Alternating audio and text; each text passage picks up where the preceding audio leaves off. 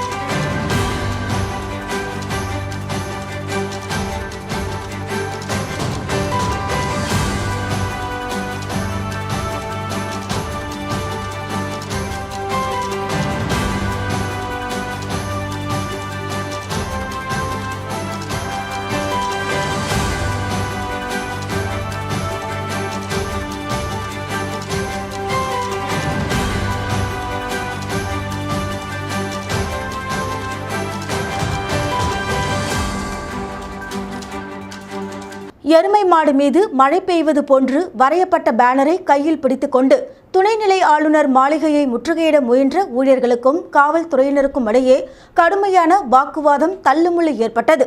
மீண்டும் பணி வழங்க வேண்டும் என கோஷம் எழுப்பிய பணி நீக்கம் செய்யப்பட்ட ஊழியர்கள் கைது. புதுச்சேரியில் 2015ஆம் ஆண்டு பொதுப்பணித்துறையில் 2642 பேர் பணிக்கு அமர்த்தப்பட்டனர். தேர்தல் நடத்தை விதிமுறை அமலில் இருக்கும் போது பணிக்கு அமர்த்தப்பட்டதால் தேர்தல் ஆணையத்தால் 2016ஆம் ஆண்டு 2642 பேரும் பணி நீக்கம் செய்யப்பட்டனர். இவர்கள் மீண்டும் பணி வழங்க வலியுறுத்தி பல கட்ட போராட்டங்களை நடத்தி வருகின்றனர். ஆனால் கடந்த 8 ஆண்டுகளாக இவர்களுக்கு பணி வழங்கவில்லை. இந்த நிலையில் கடந்த பட்ஜெட் கூட்டத்தொடரில் பணி நீக்கம் செய்யப்பட்ட 2642 பேருக்கும் மீண்டும் பணி வழங்கப்படும் என்றும் அவர்களுக்கு மாதம் 10,000 ரூபாய் ஊதியம் வழங்கப்படும் என்றும் முதலமைச்சர் ரங்கசாமி அறிவித்திருந்தார். ஆனால் இதுவரை அந்த அறிவிப்பு செயல்படுத்தப்படவில்லை.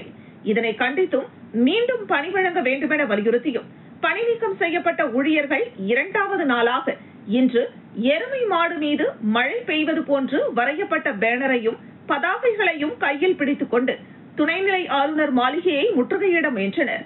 ஆம்பூர் சாலை வழியாக வந்த அவர்களை காவல்துறையினர் தடுப்பு கட்டை அமைத்து தடுக்கவே காவல்துறையினருக்கும் பணி நீக்கம் செய்யப்பட்ட ஊழியர்களுக்கும் இடையே கடுமையான வாக்குவாதம், தள்ளுமுள்ளு ஏற்பட்டது.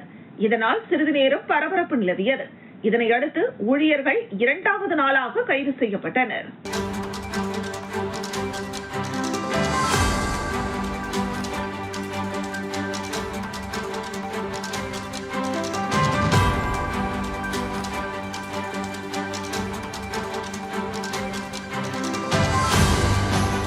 அரியாங்குப்பம் கொம்யூன் பூரணாங்குப்பம் கிராமத்தில் எழுந்தருளியுள்ள ஸ்ரீ திரௌபதி அம்மன் கோவிலில் தீமிதி திருவிழாவை முன்னிட்டு கொடியேற்ற நிகழ்ச்சி நடைபெற்றது. புதுச்சேரி அரியாங்குப்பம் கொம்யூன் பூரணாங்குப்பம் கிராமத்தில் பல ஆண்டுகள் பழமை வாய்ந்த திரௌபதி அம்மன் கோவில் உள்ளது. அந்த கோவிலில் தீமிதி உற்சவ விழா அடுத்த மாதம் 11ஆம் தேதி வெள்ளிக்கிழமை மாலை நடைபெற உள்ளது. இதனை முன்னிட்டு இவ்வாலயத்தின் கொடியேற்ற நிகழ்ச்சி நேற்று இரவு நடைபெற்றது. முன்னதாக மொழியன் குளக்கரையில் புனித நீர் திரட்டி அலங்கரிக்கப்பட்ட பூங்கரகம் புறப்பட்டு கிராமத்தில் உள்ள முக்கிய வீதிகள் வழியாக சென்று கோவிலை வந்தடைந்தது. அதனைத் தொடர்ந்து கொடிமரத்திற்கு சிறப்பு அபிஷேக ஆராதனைகள் நடைபெற்று கொடிமரத்திற்கு சிறப்பு பூஜைகள் நடந்து கொடியேற்ற நிகழ்ச்சி நடைபெற்றது. இதில் ஏராளமான பக்தர்கள் கலந்து கொண்டு சுவாமி தரிசனம் செய்தனர்.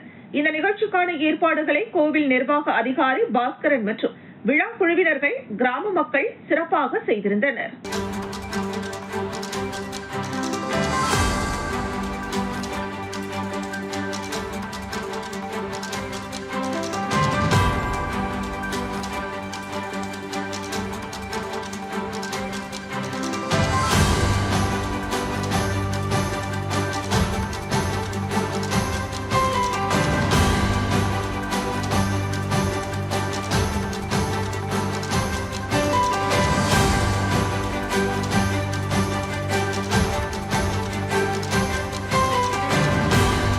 மரக்காணம் அருகே ஞானக்கல்மேடு அருள்மிகு ஸ்ரீ சுயம்பு பூதகாளி அம்பாள் திருக்கோவிலில் ஆனி மாத அமாவாசையை முன்னிட்டு தீச்சட்டி எடுத்தல் விழா நடைபெற்றது. விழுப்புரம் மாவட்டம் வானூர் சட்டமன்ற தொகுதிக்குட்பட்ட மரக்காணம் அருகே உள்ள ஞானக்கல்மேடு கிராமத்தில் அமைந்துள்ள ஸ்ரீ சுயம்பு பூதகாளி அம்பாள் திருக்கோவிலில் ஆனி மாத அமாவாசையை முன்னிட்டு தீச்சட்டி எடுத்தல் விழா நடைபெற்றது. இதில் சுற்றுவட்டாரத்தை சேர்ந்த 10க்கும் மேற்பட்ட கிராம மக்கள் கலந்து கொண்டு தீ மூட்டி கற்பூரம் ஏந்தி தீச்சட்டி எடுத்து தங்களது வேண்டுதல்களை நிறைவேற்றினர். முன்னதாக பிரம்மதேசம் வெங்கடேசன் குருக்களால் சிறப்பு யாகசாலை பூஜைகள் நடைபெற்றது. அதனைத் தொடர்ந்து அம்மனுக்கு பல்வேறு பழங்கள் மற்றும் வாசனை திரவியங்களால் அபிஷேக ஆராதனையும் மற்றும் கலச நீர் அபிஷேகமும் செய்யப்பட்டது. நிகழ்ச்சிக்கான ஏற்பாடுகளை முன்னாள் வானூர் ஒன்றிய பெருந்தலைவர் VMR சிவா தலைமையில் பக்தர்கள் சிறப்பாக செய்திருந்தனர்.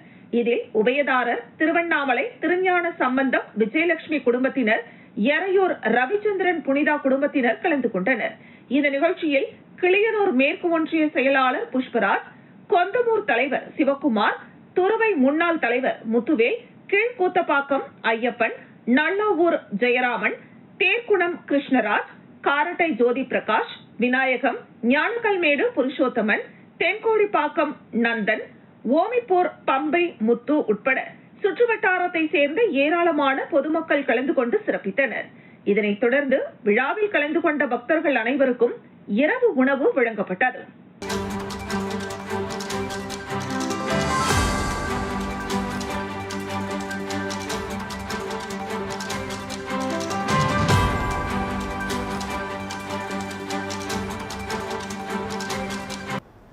புதுச்சேரி பள்ளி கல்வித்துறை மற்றும் ஆதிதிராவிடர் நலத்துறை சார்பில் SC/ST மாணவர்களுக்கான கல்வி உதவித்தொகை கருத்தரங்கம் கல்வித்துறை வளாகத்தில் நடைபெற்றது. புதுச்சேரி பள்ளி கல்வித்துறை மற்றும் ஆதிதிராவிடர் நலத்துறை ஆகியன இணைந்து SC/ST மாணவர்களுக்கான மத்திய மற்றும் மாநில கல்வி உதவித்தொகை திட்டங்கள் பற்றிய கலந்தாய்வு கருத்தரங்கை கல்வித்துறையில் நடத்தியது. கருத்தரங்கை ஆதிதிராவிடர் மற்றும் பழங்குடியின நலத்துறை செயலர் முத்தம்மா துவக்கி வைத்தார். பள்ளி கல்வித்துறையின் செயலர் பிரியதர்ஷினி வரவேற்றார். ஆதிதிராவிடர் நலத்துறை இயக்குநர் இளங்கோவன் முன்னிலை வகித்தார். இதில் மத்திய கல்வி உதவி திட்டங்களான NSP மற்றும் மாநில கல்வி உதவித்தொகை திட்டமான முழு கல்வி உதவித்தொகை வழங்கும் திட்டம் மற்றும் பிற கல்வி உதவி திட்டங்கள் பற்றிய விளக்கங்கள் மற்றும் சந்தேகங்கள் தெளிவுபடுத்தப்பட்டன. எந்தெந்த உதவித்தொகை யார் யாருக்கு பொருந்தும் என விளக்கப்பட்டது. மேலும் ஏழை எளிய ஆதிதிராவிடர் மற்றும் பழங்குடியின மாணவர்களின் கல்வி தரத்தை வலுப்படுத்த மத்திய மற்றும் மாநில அரசுகள் எடுத்து வரும் பல்வேறு திட்டங்கள் மற்றும் அவர்களுக்கான தங்கும் விடுதிகள் பற்றிய விழிப்புணர்வு ஏற்படுத்தப்பட்டது. கருத்தரங்கில் இணை இயக்குநர் சிவகாமி, துணை இயக்குநர் கௌரி, முதன்மை கல்வி அதிகாரி குலசேகரன், துணை இயக்குநர் ராமச்சந்திரன், துணை வட்ட ஆய்வாளர் அனிதா, சாந்தி, வாஞ்சிநாதன், திருவரசன், புவியரசன் ஆகியோர் பங்கேற்றனர். கண்காணிப்பாளர் தேவி நன்றி கூறினார்.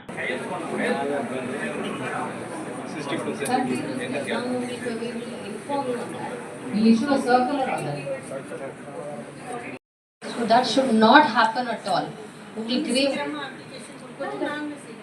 We have no issues. In fact, now already we are going to be ready with our blocks happening. Last year we did. Staff who is working at home, she comes to me.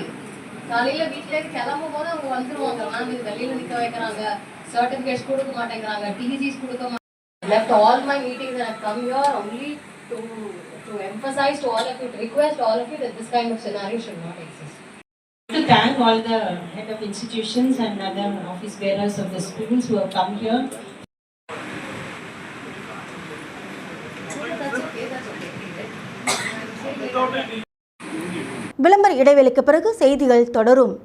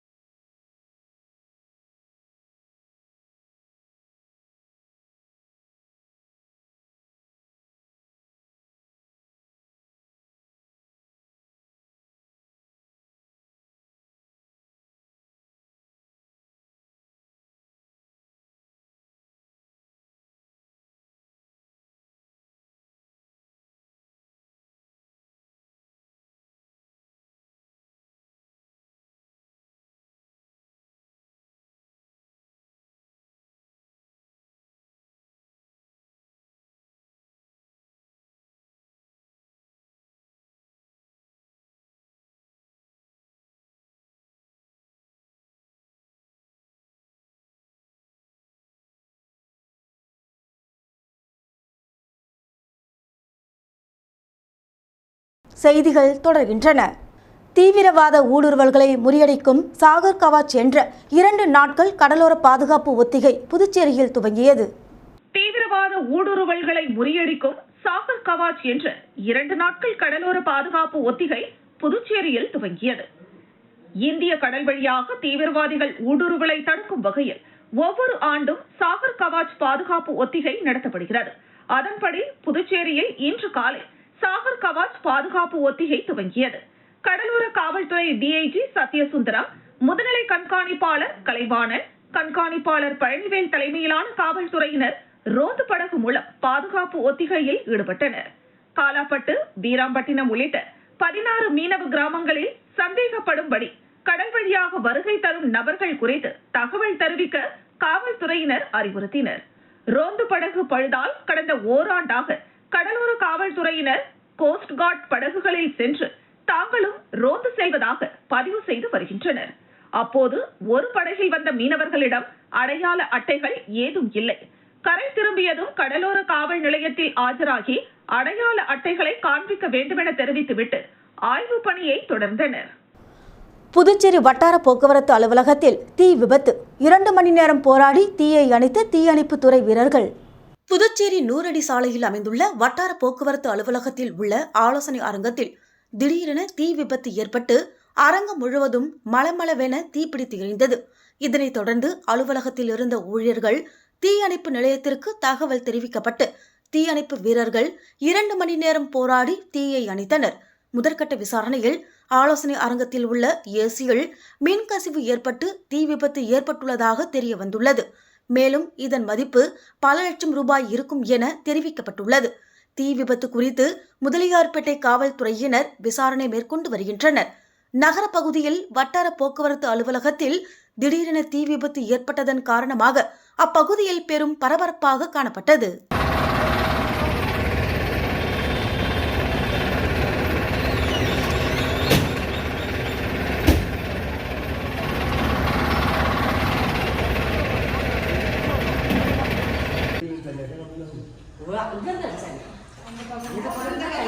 Puducherry மாநில பாஜக சார்பில் சுற்றுச்சூழல் தினம் மற்றும் கருப்பு தினம் நிகழ்வு அனுசரிப்பு.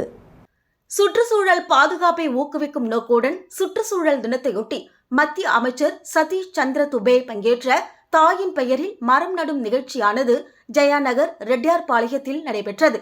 இதனைத் தொடர்ந்து அவசர நிலை அமல்படுத்தப்பட்டு 50 ஆண்டுகள் நிறைவடைந்துள்ள நிலையில் அதனை நினைவுகூரும் விதமாக ஜூன் 25ஆம் தேதியான இன்று கருப்பு தினம் அனுசரிக்கப்பட்டது. அதன் ஒரு பகுதியாக பாரதிய ஜனதா கட்சி புதுச்சேரி மாநில அலுவலகத்தில் 50 ஆண்டுகளுக்கு முன்பு நடந்த அவசர காலகட்டத்தில் நடந்த அநீதிகளை நினைவூட்டும் வகையில் புகைப்பட கண்காட்சி ஏற்பாடு செய்யப்பட்டது. மத்திய நிலக்கரி மற்றும் சுரங்கத்துறை அமைச்சர் சதீஷ் சந்திர துபே, மாநில தலைவர் செல்வகணபதி, உள்துறை அமைச்சர் நமச்சிவாயம், ஆதி திராவிடர் நலத்துறை அமைச்சர் சாஜே சரவணகுமார், சட்டமன்ற உறுப்பினர்கள் கல்யாண சுந்தரம், விவ்லியன் ரிஜட், ஜான்குமார், ராமலிங்கம், வெங்கடேசன், அசோக் பாபு உள்ளிட்டோர் கட்சியின் நிர்வாகிகள் ஆகியோர் திரளாக கலந்து கொண்டனர். புதுச்சேரி அரசு கூட்டுறவுத்துறையின் கீழ் நேரடி நியமனத்திற்காக நடத்தப்பட்ட இளநிலை ஆய்வாளர் பதவிக்கான எழுத்துத் தேர்வில் 38 நபர்கள் தேர்வு செய்யப்பட்டனர். புதுச்சேரி அரசு கூட்டுறவுத்துறையின் கீழ் நேரடி நியமனத்திற்காக நடத்தப்பட்ட இளநிலை ஆய்வாளர் பதவிக்கான எழுத்துத் தேர்வில் 38 நபர்கள் தேர்வு செய்யப்பட்டனர். தேர்வு செய்யப்பட்டவர்களில் பல்வேறு காரணங்களுக்காக சிலர் அப்பணியில் சேராததால் காத்திருப்பு பட்டியலில் இருந்த 8 நபர்களுக்கு முதலமைச்சர் ரங்கசாமி முதலமைச்சர் அலுவலகத்தில் இளநிலை ஆய்வாளர் பதவிக்கான பணி ஆணைகளை வழங்கினார். சட்டப்பேரவைத் தலைவர் செல்வம், கூட்டுறவு சங்கங்களின் பதிவாளர் யஷ்வந்தையா மற்றும் துறை அதிகாரிகள் இந்த நிகழ்ச்சியின் போது உடனிருந்தனர். திருச்சிற்றம்பலம் வேதபுரீஸ்வரர் நகரில் அமைந்துள்ள குகானந்தர் சித்தர் பீடத்தில் ஸ்ரீ லலிதாம்பிகை வராகி அம்மன் ஆலயத்தில் ஆனி மாதம் அமாவாசையை முன்னிட்டு சிறப்பு பூஜைகள் நடைபெற்றது. புதுச்சேரி அடுத்துள்ள திருச்சிற்றம்பலம் வேதபுரீஸ்வரர் நகரில் அமைந்துள்ள குகானந்தர் சித்தர் பீடத்தில் எழுந்தரில் உள்ள ஸ்ரீ லலிதாம்பிகை வராகி அம்மன் ஆலயத்தில் ஆனி மாதம் அமாவாசை திதியை முன்னிட்டு சிறப்பு யாக பூஜை நடைபெற்றது. இதில் கோபூஜை, மகா சங்கல்பம், கலச ஆவாகனம் திதி, நித்திய பூஜை உள்ளிட்ட பூஜைகள் செய்து மகா பூரணாகுதி நடைபெற்றது. அதனைத் தொடர்ந்து பக்தர்கள் தீச்சட்டி ஏந்தி அம்மனை வழிபட்டனர். அம்பாளுக்கு சிறப்பு அபிஷேகங்களும் தீபாராதனைகளும் காண்பிக்கப்பட்டது. இதில் திரளான பக்தர்கள் சுவாமி தரிசனம் செய்து அம்மனை வழிபட்டனர். இதில் கலந்து கொண்ட பக்தர்கள் அனைவருக்கும் அன்னதானம் வழங்கப்பட்டது. விழாவிற்கான ஏற்பாடுகளை ஆலய அறக்கட்டளை நிர்வாகிகள் ஸ்ரீ வித்யா உபாசகர் ஸ்ரீ ஸ்ரீ சக்தி சுவாமி தலைமையில் நடைபெற்றது.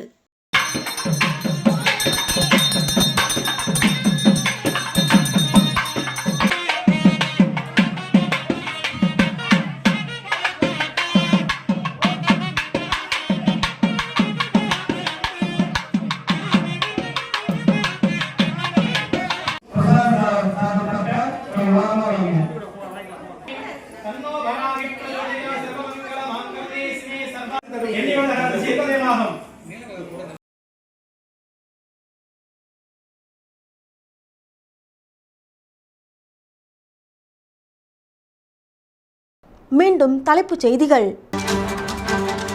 தீவிரவாத ஊடுருவல்களை முறியடிக்க நடவடிக்கை. 2 நாட்கள் சாகர் கவாச் ஒத்திகை துவக்கம். எருமை மாடு மீது மழை பெய்வது போன்று வரையப்பட்ட பேனருடன் போராட்டம். 2வது நாளாக கைது செய்யப்பட்ட பொதுப்பணித்துறை ஊழியர்கள். இத்துடன் செய்திகள் நிறைவடைகின்றது. உங்களிடமிருந்து விடைபெறுவது ஜானகி. செய்திகளை உடனுக்குடன் தெரிந்து கொள்ள கமலா தொலைக்காட்சியின் சமூக வலைதளத்தை பின்பற்றவும். நன்றி, வணக்கம்.